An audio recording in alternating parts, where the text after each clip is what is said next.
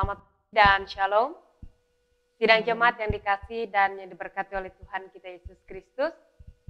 Kembali lagi dengan kami yang akan menemani dalam sesi dialog dengan tema puasa. Saya tidak sendiri, saya akan ditemani oleh Ibu Pendeta Susanti MTH yang nanti akan menjadi salah satu narasumber bagi kita. Namun sebelumnya saya akan memimpin kita dalam doa pembuka, kita berdoa. Segala puji dan syukur kami naikkan bagi-Mu ya Tuhan atas segala berkat dan penyertaan yang Tuhan berikan bagi kami sampai saat ini. Kami bersyukur Tuhan karena Engkau begitu baik dan mengasihi kami. Terima kasih pula atas kesempatan ini Tuhan, kami akan bersama-sama untuk mendengarkan sesi dialog yang akan kami dengar bersama tentang tema yaitu puasa.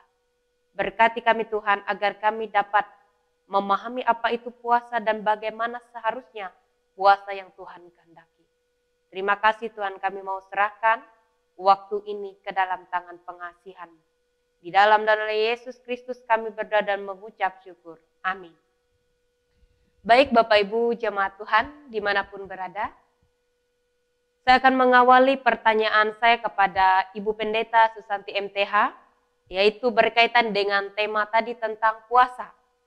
Apa pengertian puasa? Silahkan Ibu Pendeta Susanti MTH untuk menyampaikan. Ya, terima kasih, Shalom Bapak Ibu. Pada saat ini kita berbicara tentang puasa. Apa pengertian puasa?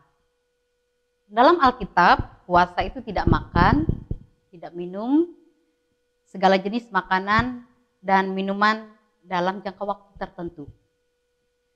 Puasa juga merupakan manifestasi dari kesungguhan doa kita. Karena itu puasa tanpa doa tidak lebih dari diet, Bu. Tapi kalau kita puasa, alangkah baiknya jika kita lebih banyak waktu bersama Tuhan di dalam doa maupun juga di dalam perenungan firman Tuhan. Terima kasih Ibu Pendeta Susanti MTH sudah menyampaikan apa itu pengertian puasa. Kemudian apa pandangan Alkitab tentang puasa, Bu? Silakan. Ya, terima kasih. Dalam hukum Musa hanya mempunyai 1 hari puasa, yaitu dalam 1 tahun pada saat perayaan Hari Pendamaian dalam Imamat pasal 16. Kemudian puasa merupakan ungkapan kesedihan dalam 1 Samuel 31 ayat 13. Dan juga ungkapan perkabungan, ungkapan duka cita, seperti yang dialami oleh Daniel, dalam Daniel 10 ayat 2. Puasa yang dilakukan juga untuk menyatakan pertobatan seseorang, di dalam 1 Samuel 7 ayat 6. Juga di dalam PB, orang-orang Farisi dan murid-murid Yohanes secara kultural dikondisikan untuk berpuasa seminggu 2 kali. Yaitu pada hari Senin dan juga hari Kamis. Kalau istilah saudara kita, mereka puasa Senin, Kamis. Baik, terima kasih Ibu Pendeta Susanti MTH sudah menyampaikan apa pandangan Alkitab tentang puasa. Kemudian tujuan puasa dan lama melakukannya, Bu. Silakan. Iya, baik, terima kasih. Apa tujuan kita berpuasa? Yang pertama adalah untuk merendahkan diri kita di hadapan Allah. Yang kedua, untuk mendisiplinkan diri kita dari keinginan-keinginan duniawi. Salah satu cara untuk menyangkal diri kita dan juga untuk mengendali atau mengontrol emosi kita. Yang ketiga adalah untuk menambahkan rasa simpati empati kita kepada orang-orang yang agar kita juga bisa merasakan penderitaan ataupun juga kesedihan orang lain. Dan yang keempat, untuk meminta jawaban Tuhan atas permasalahan, atas pergumulan, ataupun juga atas persoalan hidup yang begitu berat beban kita, sehingga dengan puasa kita meminta petunjuk dari Tuhan. Yang kelima, tujuan puasa adalah agar kita bisa berhubungan secara intim, secara pribadi, secara sungguh-sungguh dengan Tuhan. Kalau lama berpuasa, Alkitab banyak sekali mencatat tokoh-tokoh Alkitab kita. Misalnya Esther. Esther melakukan puasa 3 hari 3 malam. Tidak makan dan tidak minum. Itu tertulis dalam Esther 4 ayat 15-17. Kemudian juga Yunus. Yunus berpuasa 3 hari 3 malam. Tidak makan tidak minum selama dia berada di dalam perut ikan. Musa berpuasa selama 40 hari 40 malam. Tidak makan dan juga tidak minum. Dalam Keluaran 24 ayat 16. Daud berpuasa tidak makan tidak minum, dan 1 malam dia berbaring di atas tanah. Di dalam 2 Samuel 12 ayat 16. Elia berpuasa 40 hari 40 malam berjalan kaki nonstop begitu. Tidak ada berhentinya. Itu ditulis dalam 1 Raja-Raja 19 ayat 8. Daniel berpuasa 10 hari. Hanya makan sayur dan minum air putih. Dalam Daniel 9 ayat 3.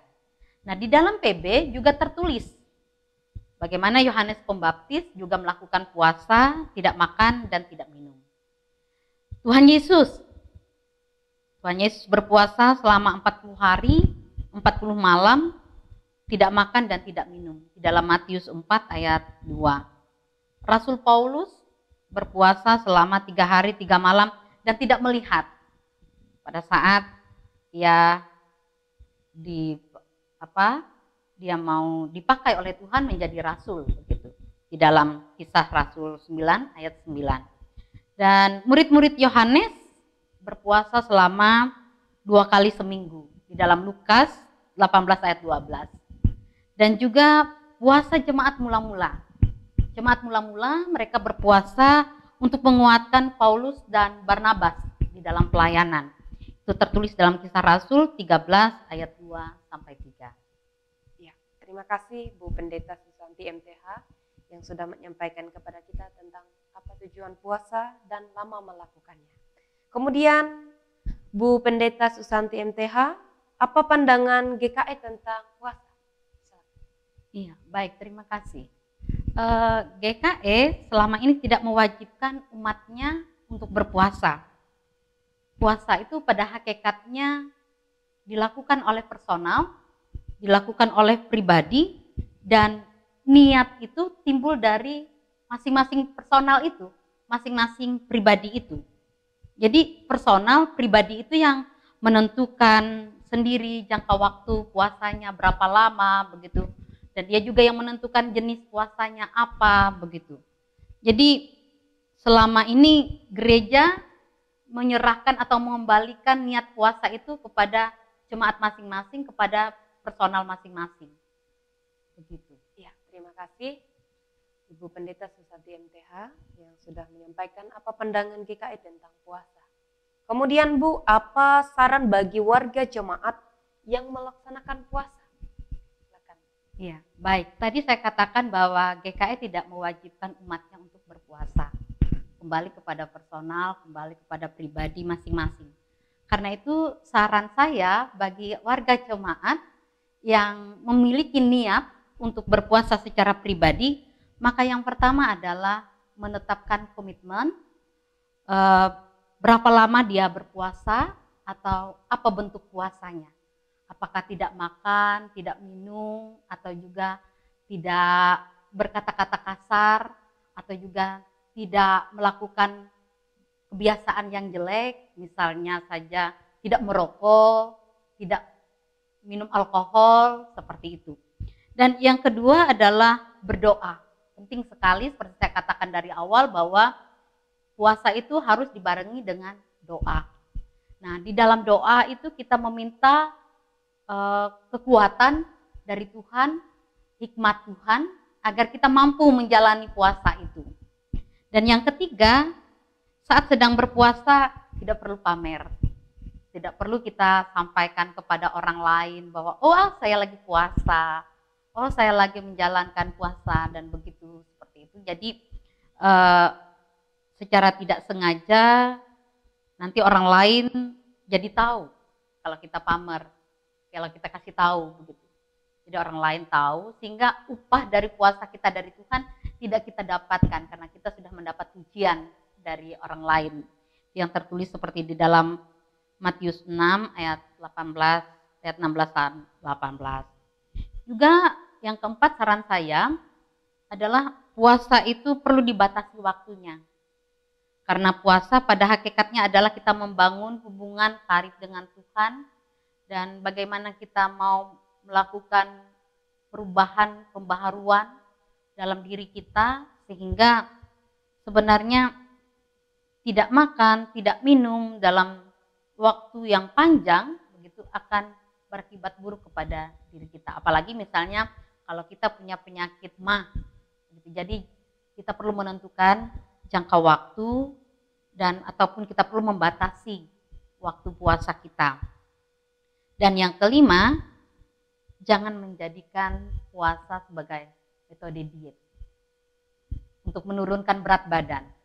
Tetapi puasa ini untuk kita memperoleh persekutuan yang lebih intim dengan Tuhan, dan juga agar kita bisa mengendalikan hawa nafsu kita, hawa nafsu duniawi begitu, sehingga benar-benar kita melakukan kehendak Tuhan di dalam puasa. Itu yang bisa saya sarankan kepada warga jemaat kita yang secara personal, secara pribadi punya niat untuk berpuasa. Ya.